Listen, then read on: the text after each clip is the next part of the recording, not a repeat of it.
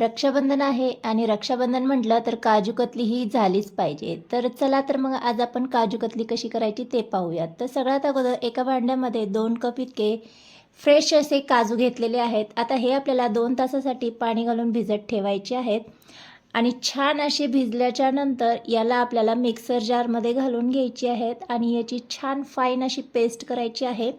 तर पेस्ट करत असताना थोडंफार इथे मी पाण्याचा वापर करणार आहे.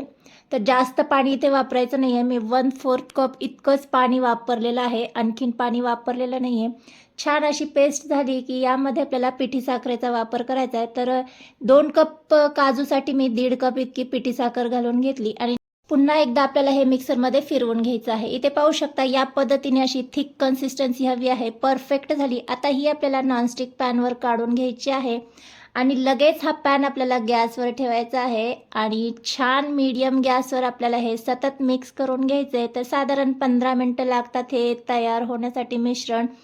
तर आता यामध्ये वेलची पावडर ॲड करून घेऊया, 1 चमचाभर तूप ॲड करून घेऊया आणि इथे पाहू शकता 15 मिनटं हे मिश्रण मी सतत मिक्स करून घेतलं. या पद्धतीने थिक असा गोळा तयार झालेला आहे. एकदा चेक करून घ्यायचं, याची अशी गोळी तयार होते म्हणजे परफेक्ट इथे मिश्रण तयार झाले. आता लगेच गॅस बंद करून घेऊ आणि इथे मी पोलपाटाला तुपाने ग्रीस करून घेतलं आहे. यावर आपल्याला हे मिश्रण घालून घ्यायचं आहे. थोडंसं याला स्पॅच्युलाने मी मळून घेतलं आहे आणि नंतर याला असं छान पसरवून घ्यायचं आहे आणि थोडंसं नॉर्मल गरम असतानाच याला मी लाटण्याने असं लाटून घेणार आहे.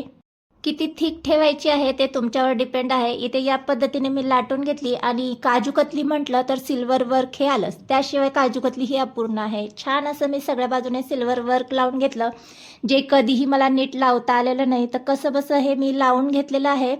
इथे पाहू शकता छान अशी आपली काजू कतली तयार झालेली आहे. थोडंफार नॉर्मल झालं ना की लगेच आपल्याला याला असे कट मारून घ्यायचे आहेत. तर इथे मी कट मारण्यासाठी स्केलचा वापर केलेला आहे. म्हणजे स्केलने कट केले ना तर एकसारखे आपली काजू कतलीला आकार येतो. तर इथे पाहू शकता या पद्धतीने आपण छान अशी काजू कतली कट करून घेतली. साधारण 2 तासासाठी हे असंच आपल्याला सेट करून घ्यायचं आहे आणि पूर्णपणे थंड केल्याच्या नंतरच याला अशा सेपरेट करून घ्यायचं आहे.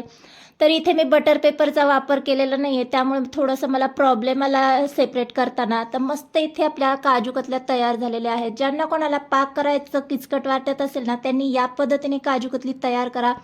अगदी 10 ते 15 मिनिटात काजू कतली तयार होते. व्हिडिओ आवडला असेल तर एक लाईक नक्की करा. बाय.